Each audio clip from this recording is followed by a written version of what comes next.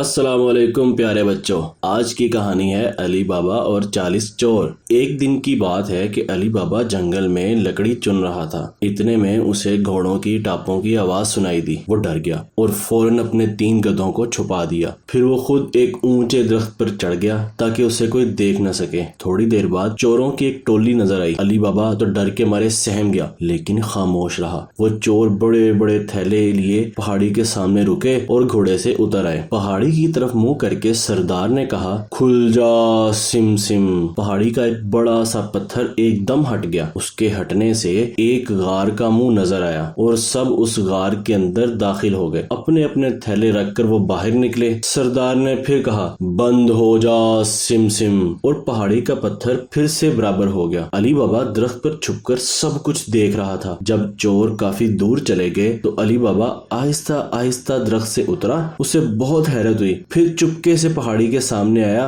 اور اس نے کہا، کھل جا سم سم۔ پہاڑی کا پتھر ہٹا اور وہ اندر داخل ہو گیا۔ سونے، چاندی اور ہیرے موتی کی تھیلیاں دیکھ کر علی بابا کی آنکھیں کھلی کی کھلی رہ گئیں۔ اسے اپنے آپ پر یقین نہیں آتا تھا کہ اس نے چوروں کے ایک اڈے کا پتہ لگا لیا ہے جس میں اتنی ساری دولت چھپائی گئی ہے۔ چنانچہ علی بابا نے جلدی جلدی اپنے 3 گدھوں پر بہت ساری تھیلیاں لادیں۔ پھر غار کو بند کرنے کے لیے اس نے احتیاط سے وہی الفاظ دہرائے جو چوروں کے سردار نے کہے تھے، بند ہو جا سم سم۔ غار فوراً بند ہو گیا۔ پھر علی بابا گھر واپس آیا، لیکن اتنی بڑی بات علی بابا اپنے دل میں کیسے رکھتا؟ گھر آتے ہی اس نے سارا حال اپنے بھائی قاسم کو سنایا۔ قاسم کے دل میں لالچ پیدا ہوا۔ اس نے جلد ہی سونا ہڑپنے کی بات سوچی۔ اگلے روز وہ الفاظ دہرائے جن سے غار کھل گیا، اندر گیا اور پھر وہی الفاظ دہرائے جن سے دروازہ بند ہو گیا۔ سارا سونا اکٹھا کرنے کے بعد اب وہ بھول گیا کہ کیا بولنے سے دروازہ کھلتا ہے۔ وہ پریشان حال اسی پہاڑی کے اندر پڑا رہا۔ جب رات ڈھلی تو قاسم کی بیوی بہت پریشان ہوئی۔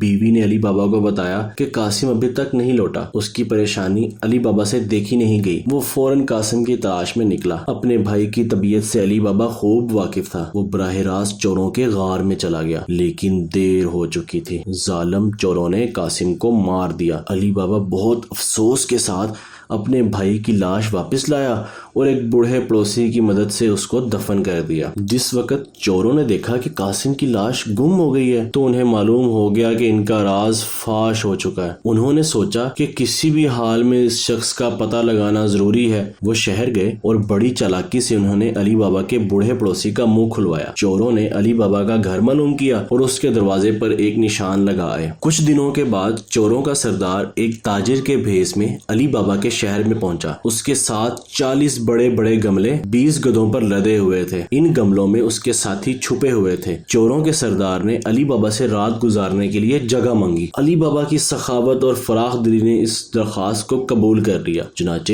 سبھی گدھوں کو آنگن میں گھسایا اور گملوں کو اندر رکھوا دیا۔ سردار کے منصوبے کے مطابق سبھی چوروں کو دیر رات میں گملوں سے نکل کر علی بابا کو ختم کرنا تھا، لیکن خدا کو تو کچھ اور ہی منظور تھا۔ علی بابا کے یہاں ایک ہونہار جوان اور ہوشیار نوکرانی تھی۔ اس نے جب ایک گملے کا ڈھکن اٹھایا تو اندر سے ایک آواز آئی، کیا وقت ہے؟ لڑکی نے بڑی دلیری سے جواب دیا، ابھی نہیں۔ اس نے بھانپ لیا کہ دال میں کچھ کالا ہے۔ اس نے سارے گملوں کے ڈھکن ہٹا کر ایک ایک کر کے سب چوروں کو نیند میں ہی مار دیا۔ جب صبح ہوئی تو سردار اس امید پر آیا کہ اس کے ساتھی اپنے کام کے لیے تیار ہو جائیں، مگر جب اسے پتا چلا کہ اس کے سارے ساتھی مارے گئے تو وہ فوراً رفو چکر ہو گیا۔ ہوشیار اور بہادر نوکرانی نے اپنے مالک کو سارا قصہ سنایا۔ علی بابا بہت خوش ہوا کہ اس کی جان بچ گئی۔ اس نے نوکرانی کا شکریہ ادا کیا اور اس کو مالا مال کر دیا۔ اس روز سے چوروں کا سردار پھر کبھی نظر نہیں آیا۔ تو دیکھا پیارے بچوں، اس کہانی سے ہمیں کیا سبق ملا کہ جتنا مل جائے اس پر شکر ادا کرنا چاہیے اور کبھی بھی لالچ نہیں کرنی چاہیے اور ہمیشہ نمک حلال رہنا چاہیے۔ دولت کی لالچ میں کبھی بھی کسی کو دغا نہیں دینی چاہیے۔ جس طرح سے نوکرانی نے اپنے مالک کا حق ادا کیا اور اس کی جان بھی بچائی اور اسے انعام بھی لے لیا۔